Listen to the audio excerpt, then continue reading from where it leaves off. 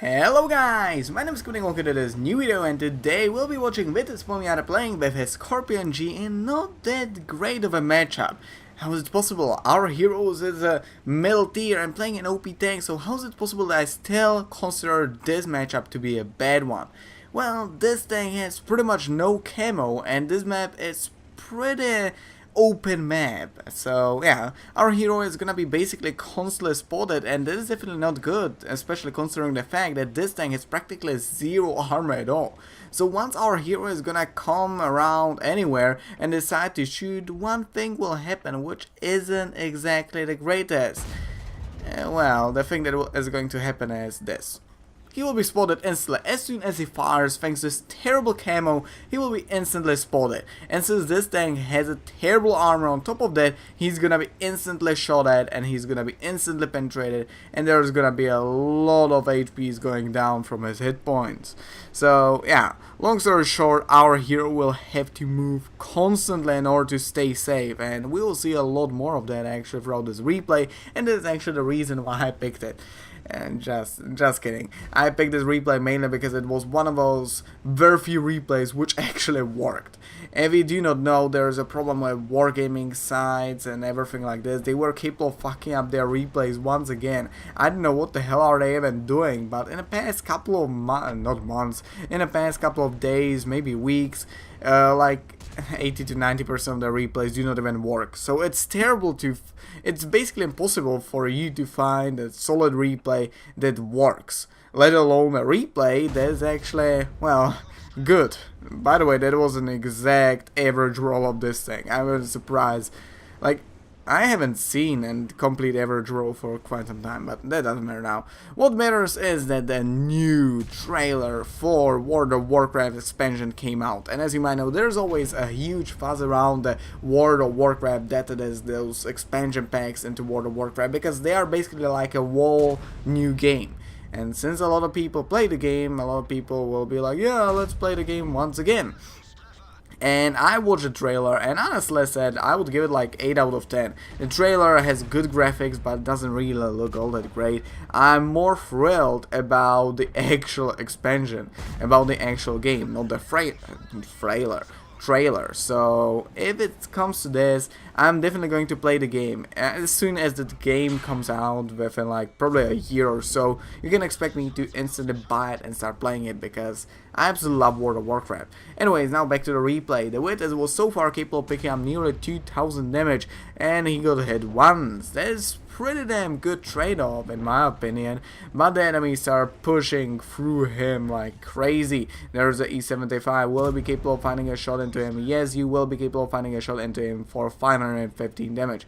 There's the lightweight coming at you, but you aren't reloaded yet, so he was capable of freely putting 284 damage into your frontal plate. Here we can see that this tank has absolutely horrific armor, and the lightweight somehow has pretty damn big armor. The lightweight is actually one of the most heavily armored light tanks in the entire game, so it's basically no wonder that he was actually capable of blocking a shell like that. The Witness was probably a bit unlucky, and he hit the gunmantle or basically anywhere around the turret of the lightweight, so it bounced. It simply bounced. Oh, sadly the artillery hit him just a second too early, so he had his like gun reticule a bit too wide to hit that lightweight, and since he was driving around, he wasn't really. Alright, give me a second. Let me stop it right here. You see this shot? It is nowhere near of being close to the lightweight. Like, how the fuck is it even possible that he was capable of hitting him? Anyways, now back to the replay once again. Still though, our hero is barely scratching the mark of 3000 damage done, but he's already down to only 356 hit points. Most of the enemy's team can kill him within a single shot, especially the artilleries, because as I said, oh, give me a second, look at this. That was a beautiful shot. The Skorpion is one of the most likely armored tanks in the game. It literally has 1 single millimeter of armor all over its whole armor. So it is basically wrapped in aluminum foil. It isn't even armor. So penetrating it with some humongous guns such as the gun on the Skorpion G is pretty damn easy, and as well, if you were capable of hitting it with like a high explosive, you would be probably capable of one-shotting it while playing the Skorpion G. But there's the OHO, you don't really have anything to shoot at, so you have to just pray and hope that you are gonna be capable of finding a shot at the OHO. But we look at the map, overall your team is quite even. It started out quite badly for your team. If I'm correct, the enemies were winning 1-5. So yeah. Oh, will we capable of finding a shot at the OHO? Maybe. Oh, I'm actually kind of surprised that you are capable of penetrating him under that kind of an angle, because, well, the OHO overall has a pretty damn thick armor. All of the Japanese heavies, like tier 6 plus, have pretty damn thick armor. No matter what people say, the armor is just ridiculous, and unless you load in premium rounds, you won't be capable of even penetrating it at all. So I'm seriously surprised that the wotreplays was capable of penetrating the OHO side plate at that kind of an angle. Anyways, right now you are pretty much even. Oh, cancel that, because right now your IS-3 was actually capable of killing this enemy Skorpion, putting this game into your advantage. Your team is right now winning 10 to 10. Make it 10-10, because the IS-3 was dumb enough to die to an artillery, but there is a juicy shot at the Berserk, downing him to like only 60% of his hit points. Right after that, he was hit once again by, if I'm correct, the Kiminek over there. But your lightweight has died. Once again, your team is at a disadvantage. Right now, the enemy team is leading by a single kill, but still your team is at a disadvantage, 4 against 5. And this is getting pretty tough. Oh, there's a mod. Will you be capable of finding a shot at him? Well, you can possibly shoot him, but the amount of, like, the space in which you can actually hit him is so ridiculously tiny that I wouldn't personally take that shot. So, yeah, it's kinda sensible that you didn't even take the shot. Right now we aren't even capable of elevating the guy. Oh, there's the mods. He drove out of his cover. Will he be capable of finding a shot? Well, you shot at him. Sadly, you didn't give the shot any lead at all. You probably forgot about the fact that this tank is not a goddamn Sturzwang. I still can't pronounce that thing.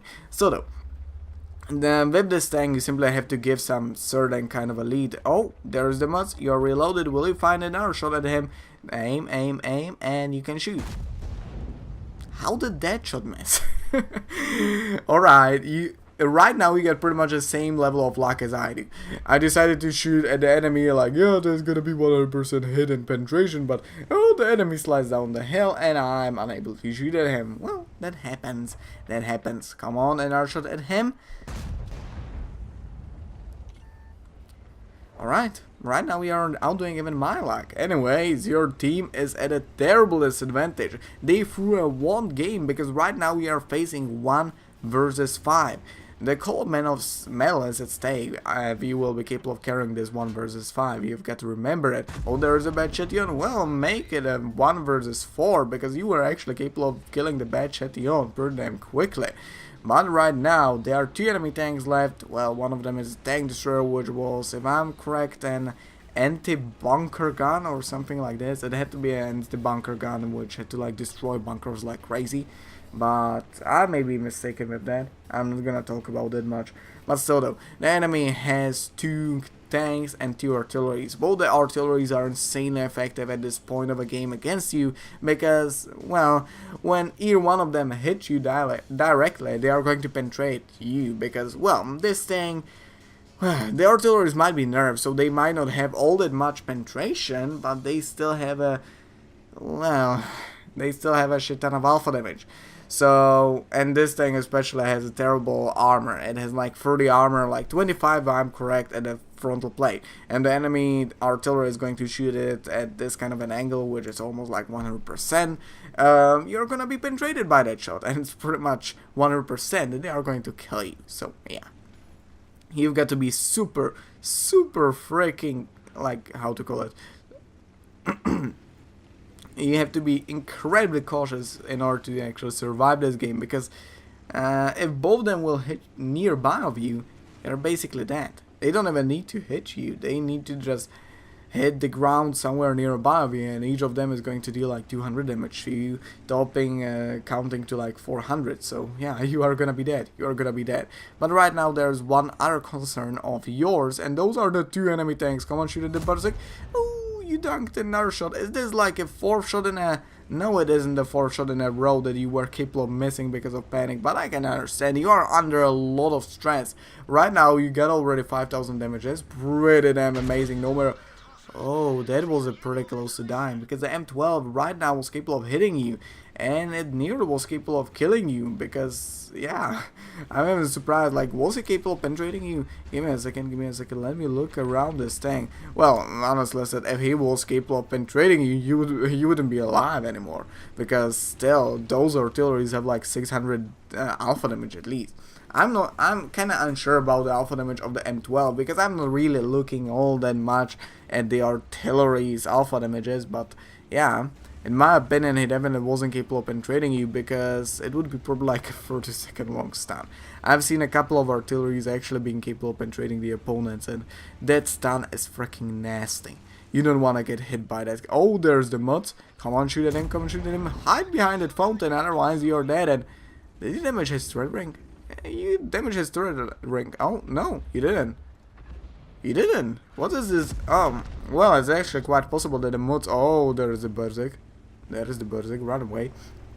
But it's actually quite possible that the mods was having a phone call, because I still remember my mom quite commonly calling me while I was playing a World of Tanks, and it kind of ended up in kind of like an awkward situation where I was aiming directly at an enemy's tank and I just couldn't shoot because I had to pick up the phone with my right hand, and I was calling behind my computer, so I couldn't like exactly like put my hand on the mouse, and I had to control the mouse with my left hand. Like, yeah, I got some training with my left hand moving the mouse, you know what, from what, you know, from what, obviously, but it took me some time. It took me like 5 seconds to actually respond to the enemy just randomly ambushing me, and at the same time I had to pick up my phone. So yeah, it's quite possible that the Mood had a phone call, so can't really blame him for that, but it's kinda unfortunate timing, let's just say it like this.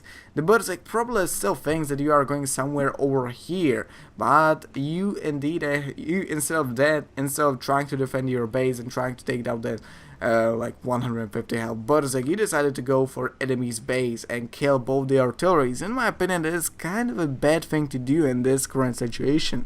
If I was actually playing this game, yeah, it's actually possible. Oh, there is the M12, come on, revenge shot, and he's dead. Well, if I was in your skin playing as, well, you, I would probably go still for that Berserk, because honestly said, the artilleries are, much more dangerous than the Berserk at this point of a game, because they got far higher chance of actually killing you. I wanted to say this, but sadly the enemy's boss, is this the tier 7 or tier 8 Russian artillery that is called the Death Boss? I do not know, but give me a second. Oh, what? I do not have the free cam. Alright, whatever. I wanted to show you how this tank looks like. It literally looks like a freaking train. Oh, right now we can see the team freaking cheering. Bravo, Carry Boy. I hope it is, because, like, yeah, we're basically capable of carrying a thrown game. Your team completely threw this game away, and you were still capable of carrying it. Another great work from your team. That's definitely going to boost your morale. But if the Berserk won't come to you within the 45 seconds, which he probably will be capable of doing, you have won the game. But if the Berserk decide to like surge around the city and, you know, you are in this base, it's actually quite possible that he won't be capable of making it in time. Shaking, your hands are shaking like an old man. Like, I'm not even wondering how is that possible, like, whatever. If it comes to that Berserk, it's actually a really slow tank. Like, yeah, it has a good gun, but that's about it. It is like 8 horsepower to ratio. It's slower than majority of the heavies, not to mention the fact that it has a terrible armor. Pretty much the same level of an armor as a Skorpion. It's a paper armor. So, I do not understand why people love it so much. But 3, 2, 1. And there is no Berserk inside. No Berserk inside. Oh, and there is the Berserk. A bit too late there, buddy.